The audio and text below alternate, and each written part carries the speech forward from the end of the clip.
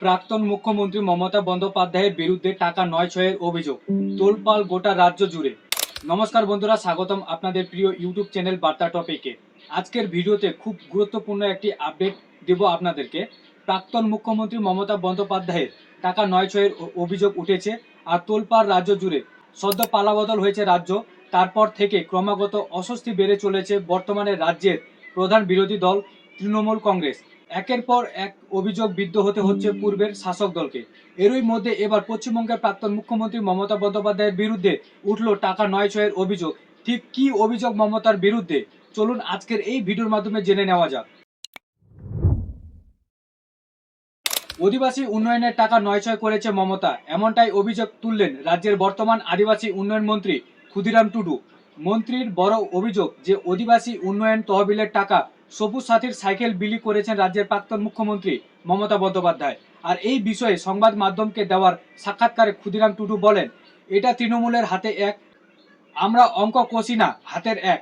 এটা তৃণমূলের হাতের এক ছিল সংখ্যালঘুর বিভাগটা, সেই জন্য প্রাক্তন মুখ্যমন্ত্রী আদিবাসী উন্নয়নের বিভাগ এবং সংখ্যালঘু বিভাগ নিজের কাছে রেখেছিল। এখানেই শেষ নয়, ভাবতে অবাক লাগে আজ আদিবাসী উন্নয়নের যে টাকা, সেই টাকা দিয়ে তিনি সবুজ সাথীর সাইকেল বিতরণ করেছে পশ্চিমবঙ্গে, এমনটাই কিন্তু ক্ষুদিরাম টুডু জানান। উল্লেখ্য যে 2025 থেকে 2016 শিক্ষাবর্ষে তৎকালীন মুখ্যমন্ত্রী মমতা বন্দ্যোপাধ্যায়ের সরকার সবুজ সাথী প্রকল্প চালু করে। তারপর থেকে প্রতি বছরে এই সরকার প্রকল্পের মাধ্যমে নবম শ্রেণীতে ওঠার পর বিনামূল্যে সাইকেল দেওয়া হতো পড়ুয়াদের।